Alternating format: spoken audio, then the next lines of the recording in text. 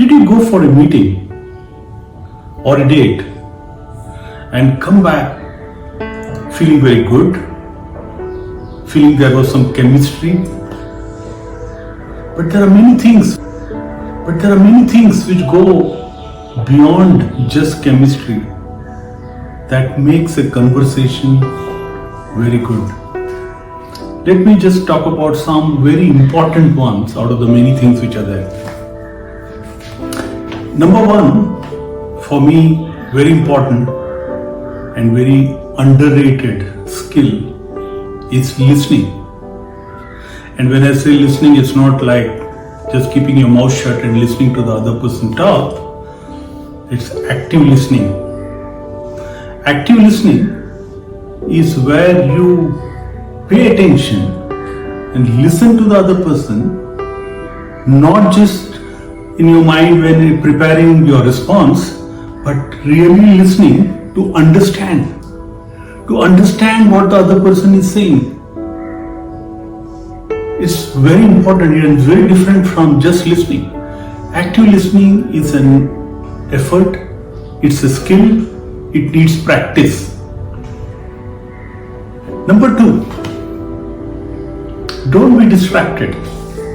It's so normal today to look at your phone when you are sitting and having a meeting with somebody else, looking at a message. No, don't. It's that if the phone is ringing and you decide to turn it around or something like that, it's still a distraction. And it is still telling the other person that I think my call is more important than you. It's not a good message. Keep your phone in your pocket. Avoid getting distracted. Avoid looking at the TV if there's a TV in the cafe. Stay focused on the other person. Number three,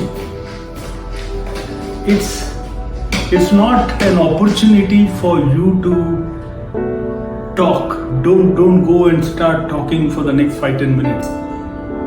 You should be talking far lesser than what the other person is talking. I call this don't pontificate. Yeah, don't stop listening to your own voice. Listen to him or her.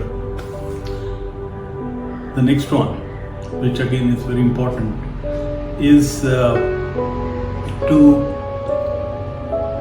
look at your body language. What is your body language? Be aware, be conscious of this. If this meeting is a job interview, don't slouch anyway, but pay attention. Your body language should show interest. It should sort of leaning a little bit forward, paying attention. If you're on a date, be relaxed, but don't slouch.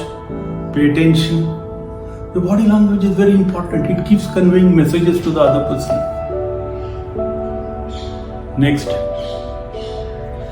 ask open-ended questions. What does open-ended mean? Let me give open-ended and closed-ended. Closed-ended is something where the answer to your question is in one word, yes or no. Yeah. So, for example, you think the inflation will go up further? The answer will be either a yes or a no. You are not getting him to talk. If you ask the same question, what do you think will happen to the inflation if the war continues for some more time? He can't answer it by yes or no. He'll have to talk. Encourage the other person to talk. Very important. The last thing, and in my mind, the most important thing, and all the above which I said will only happen if this thing is there, and that is that be genuinely interested in the other person. It has to be genuine, and it's not so difficult. Remember that there is always something to learn from everybody.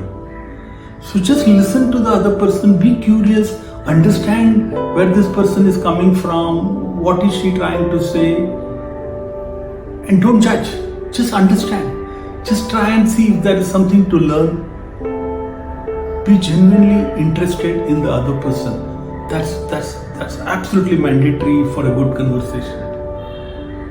Yeah, think about these. All these 6 are very, very important to have if you want to be a good conversationalist. All right, till next weekend, stay unstoppable. Bye bye.